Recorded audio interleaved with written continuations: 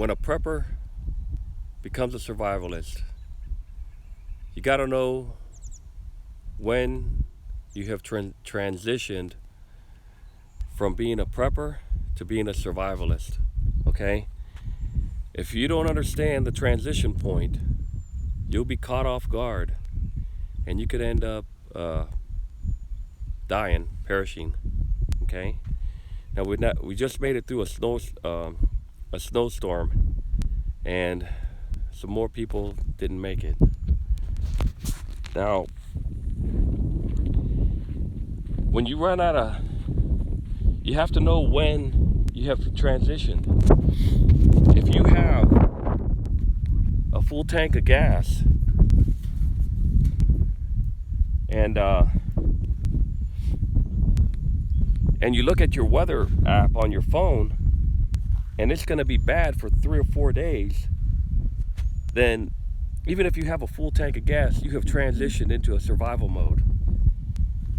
And you've got to know when you're in survival mode, because you could be in you could have buildings around you, and you could go to these buildings to try to seek help while you're still at your strongest point, because you know that you have transitioned into a survival scenario. Now, this scenario is about food. It could be anything though. Now, one person could be in a survival mode and someone else could be in a preparedness mode. It all depends on your situation, right? But check this out. It got down to -10, and it's basically been raining for 2 or 3 months. See all the onions? 1,000 onions in here. And it looked pretty rough. And there's the daikon radish down there. Everything turned like dead. But check this out. You can see it got down to -10 with the wind chill, but they're turning green again right there. See that? And it's so muddy, I can't really do anything in here. And everything blew out. There was another big storm that came last night, and all these channels got blown out. There's so much water in here. Went from creating drought tolerant rows to what I have here. But everything looks rough, but it's all turning green again. See that? You can see the green coming out right there. And these right here, they're turning green pretty quick. If you look at the last video, these look pretty nice. But when it comes to food, here's one right here. This one, let me go ahead and pull this. Go ahead and pull that. I'm gonna take some of these back. But you gotta know when you're in a survival scenario. You have to know when you're in a survival scenario. Now, if you think about, there's this one guy called Maslow, old man Maslow. He came up with a theory way back where it's like survival, security, and then it's like the hierarchy of needs, right? Well, a prepper is one step above a survivalist, okay? And you could be a prepper, and they say as soon as you open up, as soon as you run out of food, and you open up your long-term food storage, you have transitioned into survival mode, okay? Your situation is now different.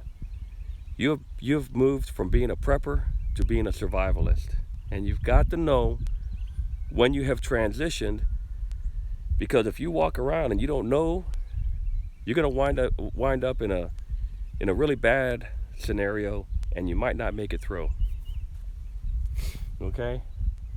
And this thing's looking rough right here. So you've got to really understand the difference between being a prepper and being a survivalist. And a prepper is one step above a survivalist, okay? Because if you think about it, survival, safety, and then social, okay? So your safety is preparedness, okay? You got to know when you have become a survivalist. And some people may not like that term, survivalist. It sounds kind of weird, right? Somebody like 200 years ago figured it all out, okay? So always be alert and know what your situation is, and know if you're going to go into a survival mode. You could have a full tank of gas and get caught in a blizzard that might last 2 or 3 days, and you know your gas is only good for 10 hours in your car, and then as soon as it's gone, you are now in a survival mode, a really bad one. But you were in a survival mode as soon as you got stranded in your vehicle, okay? Know the difference. All right, see y'all later. Growing food is very, very hard, okay? There's very few people that could actually really grow any food, okay? Very, very few people.